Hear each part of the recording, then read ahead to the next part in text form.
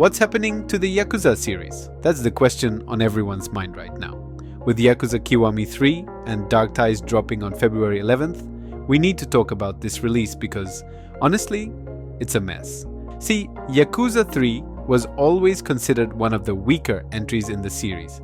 The original had clunky combat, some pacing issues, and was generally seen as a step down from the first two games. So when a remake was announced, fans were cautiously optimistic.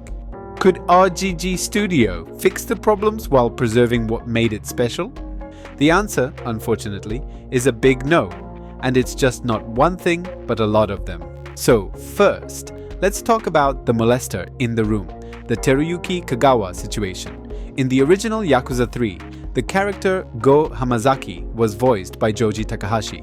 For Kiwami 3, RGG decided to not only recast the role, but also model the character's face after the new actor, which is common practice in modern Yakuza games. The problem? They chose the wrong guy. Teruyuki Kagawa, a Japanese actor who, in 2022, publicly admitted to sexually assaulting a woman in 2019. We're talking about forcibly kissing, groping, and removing her bra at a hostess club. There are even photographs from the incident that circulated online. He admitted it, apologized to one victim, but never apologized to another accuser. This isn't speculation or alleged behavior. Kagawa himself confessed to it. And yet RGG Studio hired him anyway. The backlash was immediate and massive. Fans started the hashtag #RemoveKagawa. Thousands signed petitions, and many vowed to boycott the game. What makes this even more infuriating is that RGG has recast actors before for much less. When Pierre Taki was arrested for cocaine possession in 2019, he was immediately removed from Judgment, and his character model was changed. But sexual assault? Apparently, that's fine, I guess, in Japan. In a recent interview, director Ryosuke Hori essentially said they hired Kagawa because they needed someone who could play a sleazy, persistent, martial arts-oriented Yakuza, and Kagawa fit the bill. They hired a confessed sexual predator to play a sleazy character in a series that constantly portrays its protagonists beating up men who mistreat women. The hypocrisy is staggering. Kiryu, the character we've spent decades loving, is a man with an ironclad moral code who despises violence against women.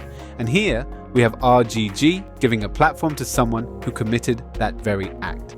Sega and RGG have been completely silent on the controversy. They responded to complaints about the demo's graphics, we'll get to that. But on this, it sends a message about what they consider a deal breaker. And apparently, sexual assault isn't one.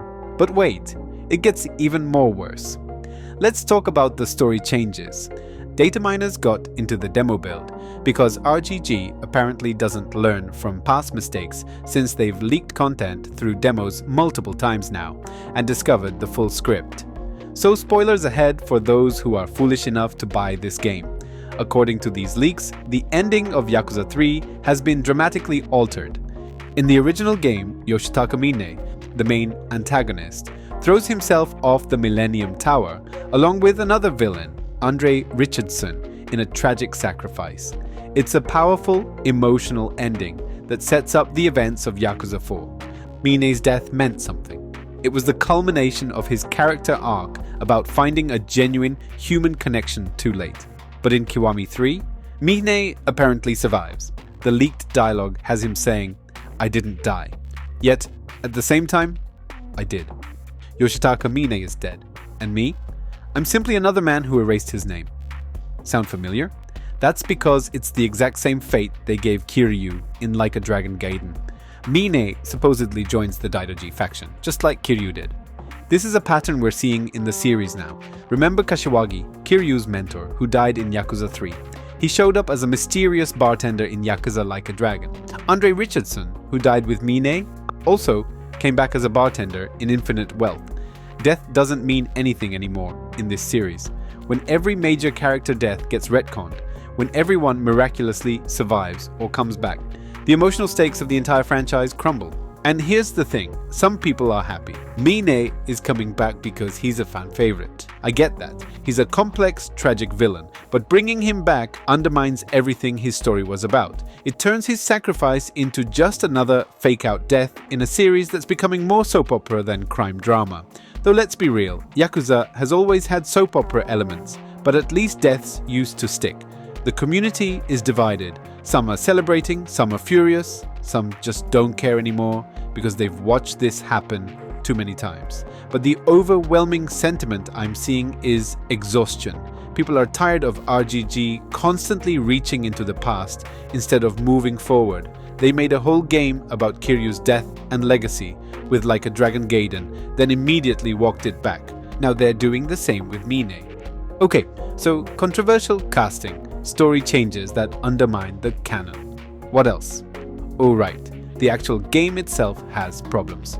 When the demo dropped a couple weeks ago, it immediately became the first Yakuza release in history to hit mostly negative reviews on Steam. That's unprecedented for this franchise. Every other Yakuza game sits at mostly positive or overwhelmingly positive, but Kiwami 3's demo, absolutely savaged by players. The biggest complaint was the graphics. Players noticed that the lighting was completely broken in certain areas. Shaded spots were way too bright, like someone cranked the exposure to maximum. The game has this weird, oversaturated tropical filter that makes everything look artificial and washed out. Okinawa is supposed to feel warm and sunny, yes, but not like you're staring directly into a fluorescent bulb. Textures looked dated, character models seemed off, and the overall visual quality appeared worse than older Dragon Engine games like Yakuza 6 or Judgment.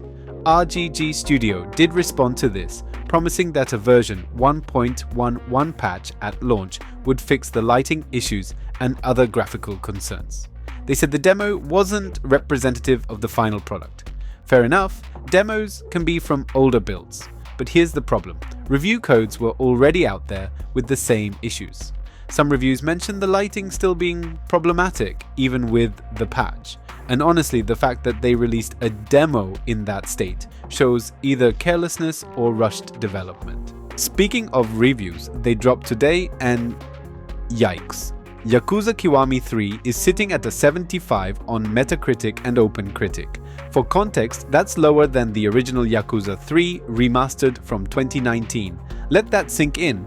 The remake scored worse than the straight remaster. It's tied with the PS2 version of Yakuza 1 for one of the lowest rated games in the franchise. The only game rated lower is Yakuza, Dead Souls, which almost killed the series in the West. The consensus seems to be that while the core story remains strong and the combat improvements are welcome, the remake is bloated, poorly paced, and stripped of soul. And here's something interesting.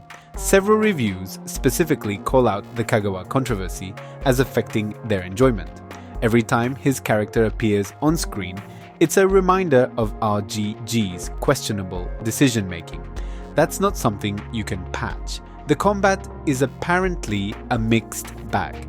Some reviewers say Kiryu feels better than ever in the Dragon Engine, more fluid than previous entries.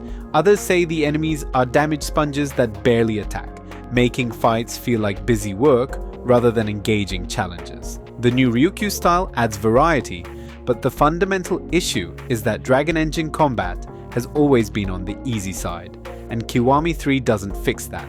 Dark Ties, the Mine prequel story, is getting described as decent but short, maybe a few hours long. It's comparable to the Majima saga from Kiwami 2 in scope. Some reviewers enjoyed the deeper look into Mine's psychology and backstory. Others felt it was padded and didn't add enough to justify itself. There's a new survival hell mode exclusive to Dark Ties, which is basically a dungeon crawler where you fight through waves of enemies to collect upgrades. It sounds like it could be fun if you're into that sort of thing, but it's clearly there to extend the playtime. One of the most controversial cuts is the removal of revelation scenes, which were a beloved part of Yakuza 3. For those unfamiliar, revelations were moments where Kiryu would witness random events around the city and have an epiphany about a new fighting technique, which he'd sketch in a notebook. They were quirky, funny, and quintessentially Yakuza. Cutting them feels like RGG doesn't understand what makes these games special. It's not just about the main story, it's about all the weird, wonderful tangents. They also apparently cut one of the most famous subplots from the original. a heartfelt story about a trans woman that many in the community considered one of the best side stories in the series. Cutting it seems baffling and has only added fuel to the fire of fan discontent. The Bad Boy Dragon mode, where Kiryu leads an all-female biker gang in Okinawa, is getting criticized for being both forced into the narrative and kind of misogynistic in its framing. Multiple reviewers pointed out that it constantly has Kiryu, the strong, capable man, saving these supposedly tough women, while the game tries to say they can hold their own.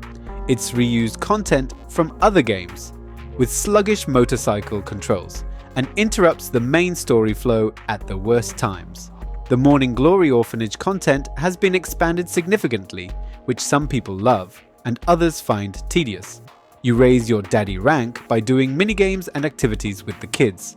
The original game forced this content on you to progress, and while Kiwami 3 makes more of it optional, but when it is mandatory, it kills the story momentum.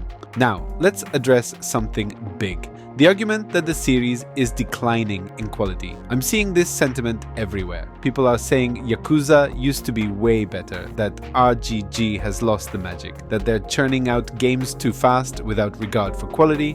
I agree with them, but I also think it's more complicated than that. The Yakuza series has always been somewhat uneven.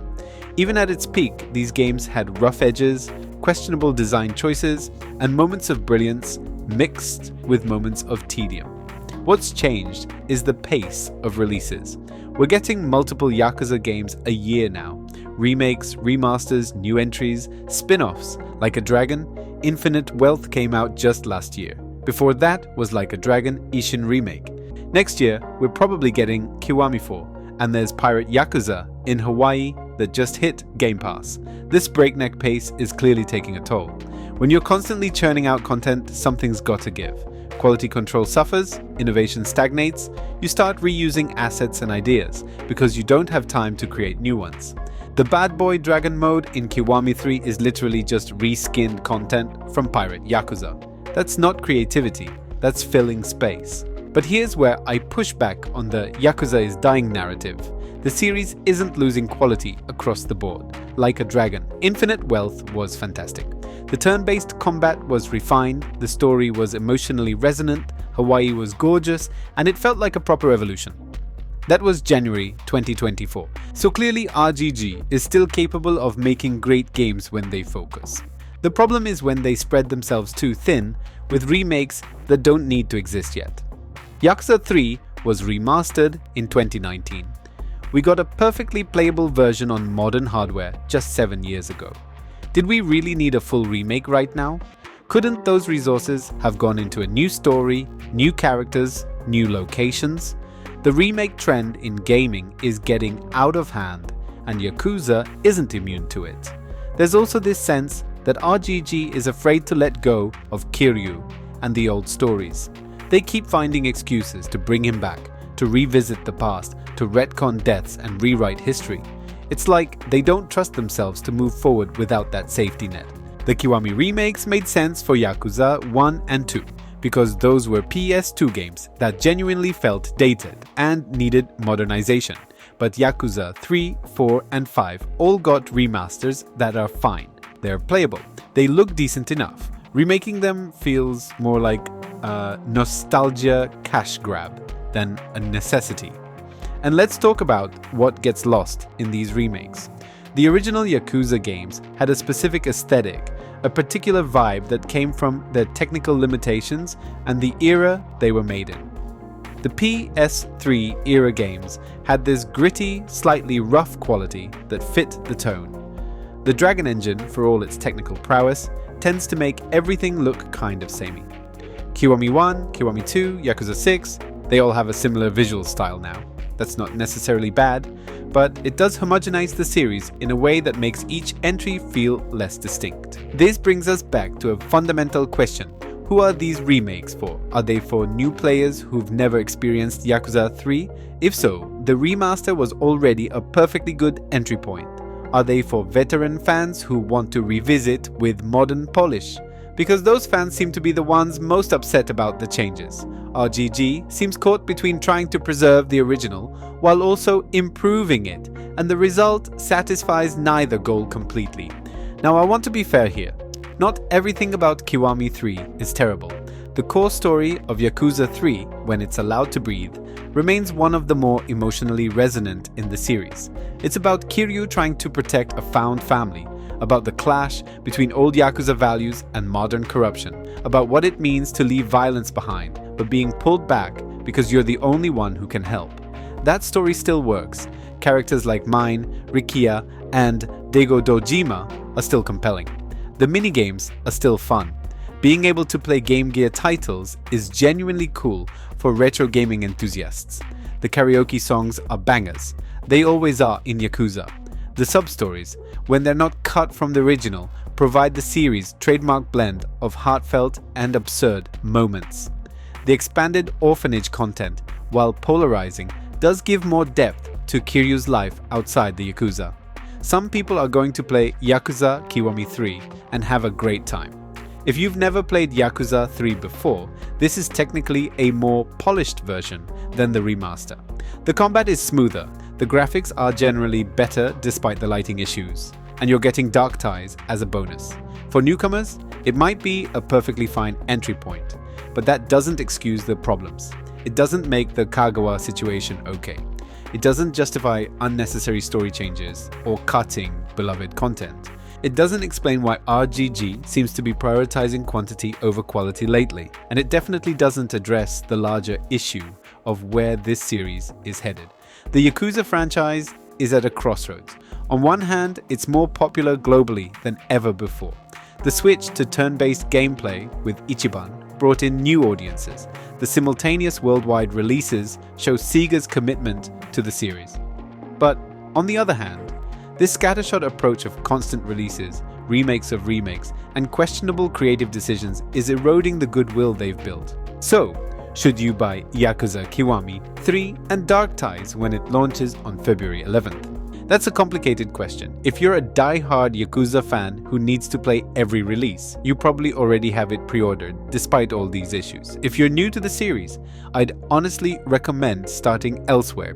Yakuza 0 or Like a Dragon 7 are better entry points. If you've never played Yakuza 3, the remaster is cheaper and has the original story intact without the controversial changes. If you do decide to play it, go in with measured expectations. You're getting a flawed remake of a flawed game with some genuine improvements mixed with baffling decisions. The core story is still worth experiencing, the combat is better than the original, and there's tons of content to enjoy. But you're also supporting a release that hired a confessed sexual predator, changed story elements for questionable reasons, and represents some of RGG's worst instincts as a developer. Personally, I think this game represents everything that's both wonderful and frustrating about modern Yakuza. The heart is still there. The emotional storytelling, the blend of serious and silly, the love for Japanese culture and criminal underworld mythology. But it's buried under layers of corporate decision-making, rushed development, and a refusal to learn from past mistakes.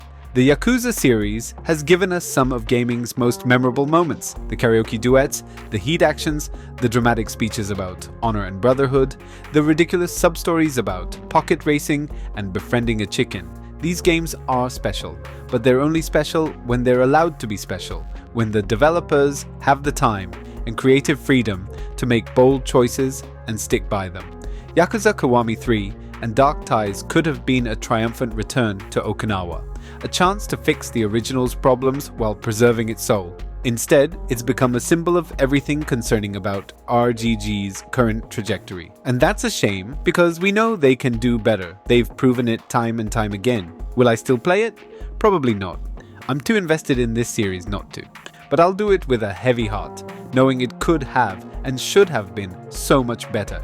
And I'll hope that RGG takes the criticism to heart, slows down, focuses on quality over quantity, and remembers what made people fall in love with these games in the first place. The Dragon of Dojima deserves better than this. The fans deserve better than this. And honestly, Ryuga Gotoku Studio is better than this. They just need to prove it again.